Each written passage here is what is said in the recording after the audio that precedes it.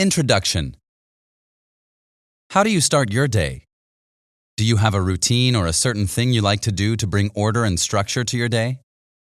In my case, that means that every morning I make my bed. It's an integral part of my morning routine and the first thing I do to start my day. And that's one thing I have in common with retired Navy SEAL Admiral William H. McRaven. McRaven learned the value of structure, routine, and simple things like making your bed in his basic training camp as a young man, and it had a powerful impact on his life. And because he still lives by the rules that were taught to him during his career as a SEAL, McRaven knows firsthand how these principles can change your life for the better. That's why he wants to share them with others, so that people who find their lives to be unfulfilling can learn to find joy in the simple things.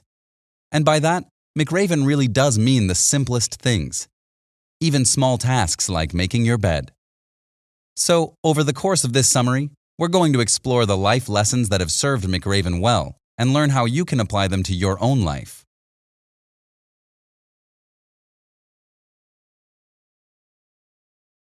Chapter 1. Make Your Bed. It's only fitting to begin our first chapter with this book's titular command. So without further ado, let's dive right in. During his basic training program in Coronado, California, McRaven was taught two things out of the gate. Always make your bed, and always make it immediately after you get out of bed. This might seem like an overly simplistic command. Indeed, perhaps so simplistic that it's not worth doing. But McRaven soon learned that this was precisely the point. And here's why. If you've ever been to college, you know that a horde of young people living on their own for the first time can quickly become chaotic. It also quickly shows your true colors, as people begin to discover who was taught to be responsible and organized, and who arrived at college without so much as the basic skill of doing your own laundry. The same is true for the Navy.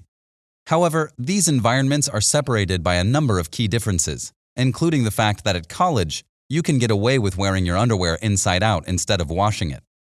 You can leave your bed unmade for days and leave your dorm littered with potato chip packets and candy wrappers. And because your parents aren't there to correct you, you can get away with it until you grow up and get some common sense. But that doesn't fly in the Navy. As McRaven quickly learned, the ability to obey basic tasks and form a good persona, hygiene habits, says a lot about your character as a person. It also says a lot about your ability to represent your country and its Navy. And that's why it's vitally important to start your day with simple but necessary tasks like making your bed. However, many of McRaven's compatriots disagreed. It wasn't clear whether that was because they hadn't been required to make their beds at home or because they thought the task wasn't important enough. But one way or another, many of them forgot or willfully ignored this direction altogether. As a result, their commander required anyone who failed to make their bed to complete the sugar cookie challenge. That might sound tasty and delicious. After all, who doesn't love sugar cookies? But don't be fooled. The sugar cookie challenge involved a cadet diving into the frigid Pacific Ocean, then rolling around in the scorching sand until they were covered in shimmering sandy cookie crumbs. This unpleasant mix of incompatible sensations was extremely uncomfortable. But it might not be so bad if you got to wash off, right? Wrong. Cadets who were sugar cookied had to stay like that for the rest of the day, performing all of their usual drills and tasks with the hot, gritty sand under their clothes, and being disciplined if they appeared to wilt under the discomfort. As you can imagine, this served as a painful reminder to cadets that they should always make their beds. Fortunately, however, you don't have to complete the sugar cookie challenge. You just get to read about it and use this example to motivate you to make your bed on your own. And if you still find yourself wondering why making your bed is important, let's put it this way.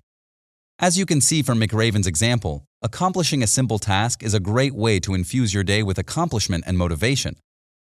If you start your morning by doing something that brings order, structure, and cleanliness, it sets a good tone for the day and communicates to your subconscious that you want those same things for your mind. So what do you have to lose?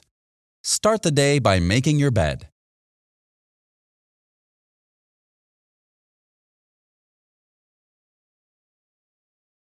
Chapter 2.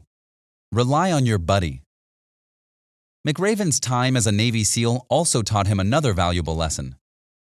He learned that you can't make it in life without a buddy who has your back.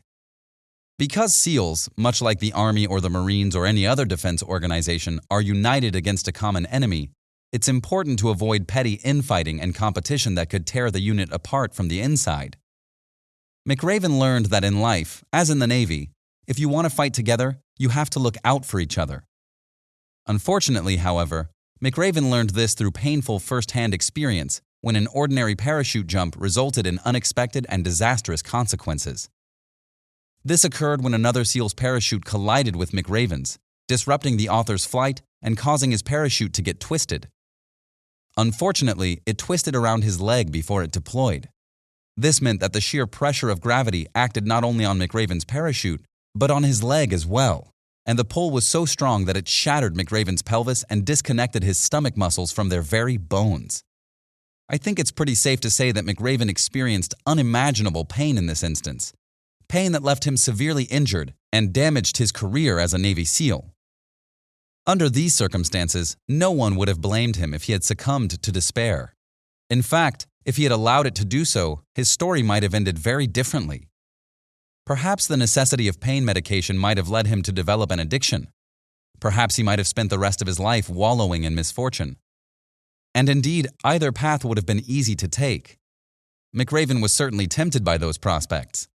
But even though his SEAL buddy hadn't looked out for him that day, ensuring that McRaven was safely out of the way before taking his own plunge, the author had another life partner who was there for him. His wife, Georgianne. She definitely had his back, and she stuck by him through his long and painful road to recovery. To this day, McRaven credits his recovery and the trajectory of his future to Georgianne and her support, acknowledging that he would have given up without her. So this story goes to show that you really can't make it in life without a buddy who has your back. Make sure you find a good one.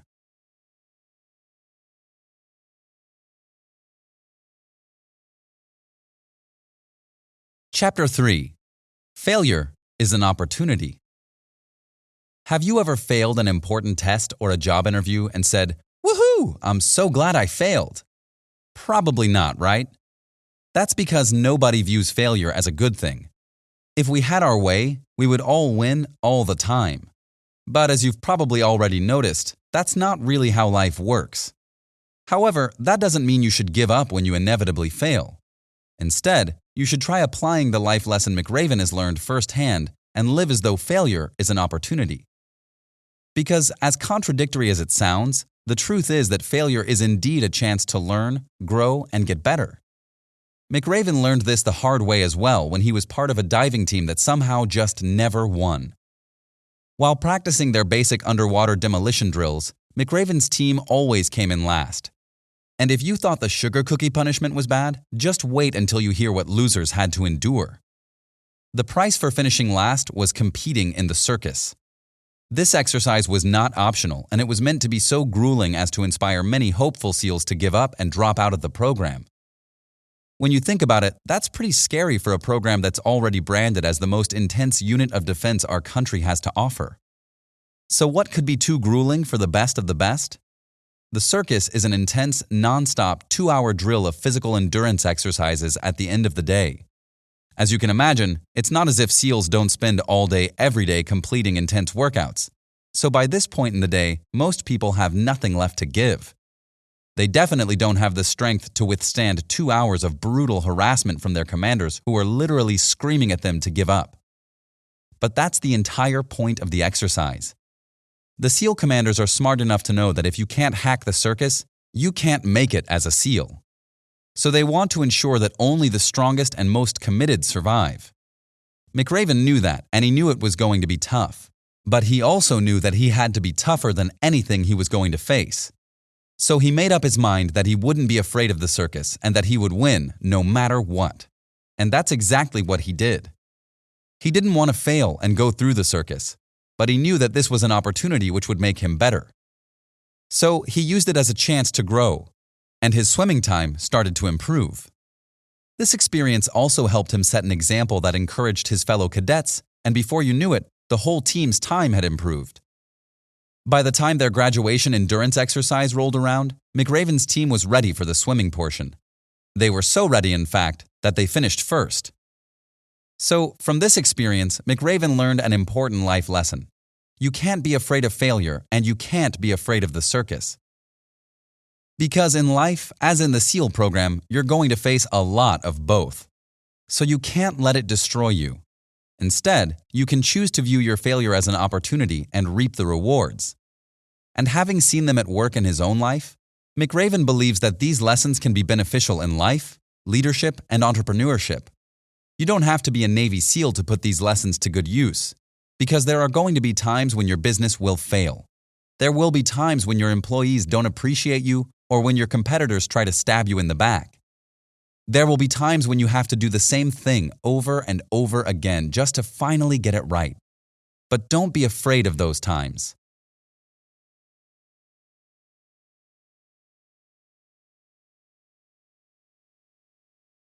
Chapter 4. Swim with the Sharks.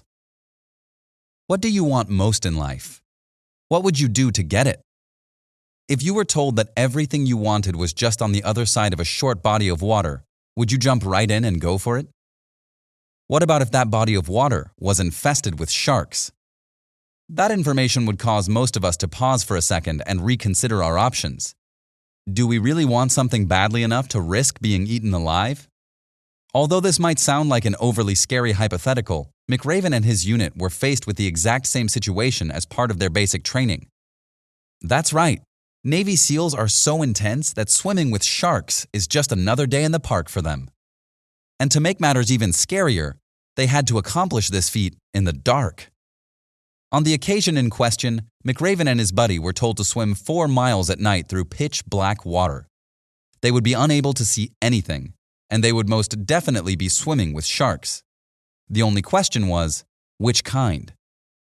Their intel had already confirmed that these waters were heavily populated by hammerhead sharks and leopard sharks, but there was also a strong possibility that during this time of the year, the water would be infested with an influx of great whites. Not scary at all, of course, just the literal inspiration for Jaws. It would have been easy to turn back or say it wasn't worth it. For many, it might have been easier to surrender their dream of being a Navy SEAL than it would have been to accept the risk of plunging into shark-infested waters. But McRaven knew that some goals are more important than fear or his personal comfort zone. So, he pushed past his fears and dove straight in. And he argues that the same is true for us. You may not be called to literally swim with sharks, but there may be times that your situation is so hostile, it feels as though you're surrounded by people who want to rip you apart or eat you alive. But McRaven believes that you can't allow those circumstances to bully you into giving up. As he's seen firsthand, courage will take us as far as we let it. So dive in, swim with the sharks, and let your courage carry you.